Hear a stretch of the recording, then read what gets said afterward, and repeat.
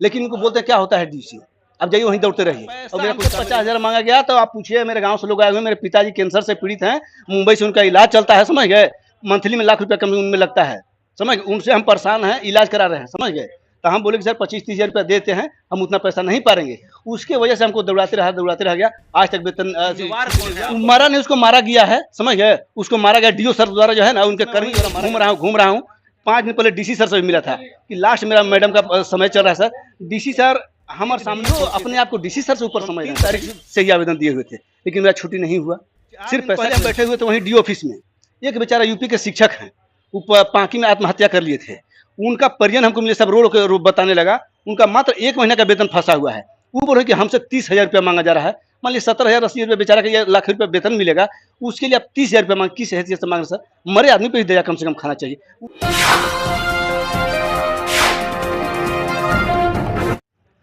पलामू जिला में अधिकारी और पदाधिकारी से लोग इतने परेशान हैं कि क्या मैं बताऊं। आमतौर पे प्रखंड से लेकर अंचल और अंचल से लेकर अनुमंडल, अनुमंडल से अब जिले की बात मैं कर रहा हूं। पलामू जिला के जो जिला शिक्षा पदाधिकारी हैं, उनका एक मामला आता है। एक महिला है जो क्या कस्तूरबा गांधी विद्यालय चैनपुर में पढ़ाती है, वो शिक्षिका है और उनका वो प्रेग्नेंट होती है, अपने मैटरनिटी लीव के लिए अप्लाई करती हैं।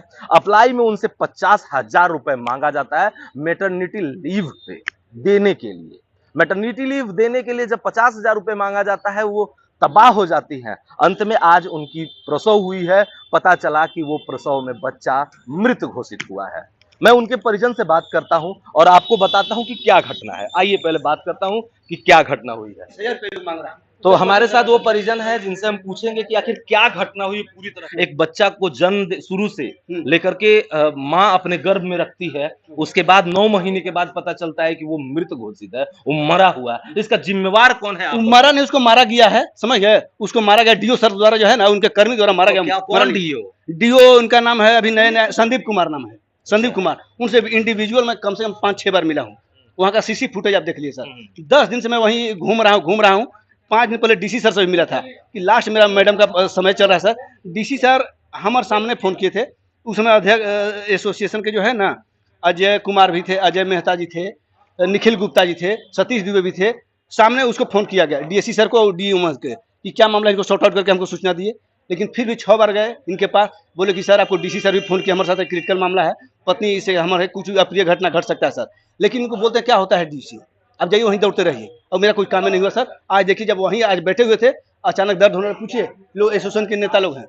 फिर हम वहाँ छुट्टी हुआ, चले हम दौड़े लागे हॉस्पिटल सर। हाँ, चाइल्ड केयर लीव के लिए दिए थे, ताकि हम मैटरनिटी नहीं मांग रहे थे, क्योंकि मेरा पहले से ऑलरेडी 2 बच्चा था, इसलिए हम नहीं मांग रहे थे, समझ। हाँ, अभी शायद 6 बजे वहाँ दर्द हो, तब हम लेके आए सर। आखिर आखिर जब मैटरनिटी लीव नहीं, चाइल्ड केयर लीव के लिए जब मांग रहे थे आप, तो उनमें क्या कहा गया? पैसा हमसे 50,000 मांगा गया। तो आप पूछिए, मेरे गांव से लोग आए हुए, मेरे पिताजी कैंसर से पीड़ित हैं, मुंबई से उनका इलाज चलता है, समझ गए। मंथली में लाख रुपया कम उनमें लगता है, समझ। उनसे हम परेशान हैं, इलाज करा रहे हैं, समझ गए। तो हम बोले कि सर 25-30 हज़ार रुपया देते हैं, हम उतना पैसा नहीं पाएंगे। उसके वजह से हमको दौड़ाते रह गया। आज तक वेतन छुट्टी नहीं हुआ। जब हम डीसी सर को फोन किया, सर मेरे साथ ऐसे घटना, हम तो बर्बाद हो गए, तब डीसी सर बोल के अभी तक नहीं किया था। तो नहीं सर, नहीं किया था। तब अभी सिविल सर्जन सर के फोन आने लगा, और तब देख रहे कि बैग अभी तुरंत जो है हम खोल के भी पीडीएफ नहीं देखे हैं। ईश्वरी दयाल राम जो वहाँ थी है क्लर्क जो है, वो हमारे मोबाइल पर एक पीडीएफ। इसमें किसकी मिली भगत आप इसमें मेन है सर डीओ सर। और उसके अलावा क्या है कि 6 बार हमारे सामने ईश्वरी दयाल राम फाइल लेके गए हैं, बोले कि आज कर रहे हैं, आजकल कर रहे हैं। इसके अलावा अरुण गिरी के हैं, ईश्वरी दयाल राम के हैं। ये सब मिलकर हमारे बच्चा को मार दिया। पत्नी हमारा। आप इसके बाद कहाँ आवेदन देंगे? हम जाएंगे डीसी सर को सीधे बोलेंगे, उचित जांच होना चाहिए सर। आप मेरे साथ जो घटना घटे किसी और के साथ ना हो। हम प्रशासनिक आदमी हैं, समझ। विधि व्यवस्था हमारा नस नस में बसा है सर। हम जाके उनके विरुद्ध में एफआईआर कराएंगे। हम अपने जाके एसपी साहब से भी मिलेंगे, सर हमारे साथ ऐसी समस्या हुआ है। डीसी सर से भी हम मिले थे, लेकिन कहीं कोई सुनवाई नहीं है सर। ये अंधेर नगरी चौपट राजा है। एक डीओ अपने आप को डीसी सर से ऊपर समझ रहे हैं, बताइए। वो फोन करके बोले, क्या बोले वो डीओ साहब? क्या बोले कि इस हिसाब से? हाँ कि जाइए, आपको जहाँ दौड़ना दौड़ते हैं, डीसी सर पास आप जाइए, वही करेंगे, उन्हीं पास जाइए आप। अभी यहाँ आए तो क्या आपको कैसे पता चला? यहाँ वहीं थे, डीओ सर पास ही थे। संघ के लोग हैं, टीचर लोगों से पूछ लिए, वहीं पर थे। बैठल है, सुबह से बैठल हम वहाँ। अच्छा, बहुत दर्द होने लगा, दिन भर परेशान थे दर्द से। यहाँ लेके आए तो उसका अल्ट्रासाउंड किया गया, बोला कि बच्चा आपका पेट में डेथ कर गया है। आपको पहले ही बोला गया था कि इसको ट्रेवलिंग मत कराइए। तो हम 3 तारीख से ही आवेदन दिए हुए थे, लेकिन मेरा छुट्टी नहीं हुआ। सिर्फ पैसा की वजह से छुट्टी नहीं हुआ। चलिए, पलामू एक चीज और है, 4 दिन पहले हम बैठे हुए थे वहीं डी ऑफिस में, एक बेचारा यूपी के शिक्षक हैं, वो पांकी में आत्महत्या कर लिए थे, उनका परिजन हमको मिले, सब रो रो बताने लगा, उनका मात्र 1 महीने का वेतन फंसा हुआ है। वो बोल रहे कि हमसे 30,000 रुपया मांगा जा रहा है। मान लीजिए 17,000 80,000 रुपया बेचारा का लाख रुपया वेतन मिलेगा, उसके लिए आप 30,000 रुपया मांग, किस हैसियत से मांग रहे सर? मरे आदमी को ही दया कम से कम खाना चाहिए। वो लोग वो भी नहीं खाए, लेकिन इन लोग तो हमको बर्बाद कर दिया। क्या नाम हुआ आपका? मेरा नाम मुकेश कुमार तिवारी है। और वो जो पत्नी है उनका उनका नाम भारती पांडे है। भारती पांडे। हाँ। वो कहाँ कार्यरत है? वो मूल विद्यालय उनका तरहसी सिलिया स्कूल है सर, ठीक है। और प्रतिनियोजित है कस्तूरबा गांधी चैनपुर में। चैनपुर में। हाँ, ठीक।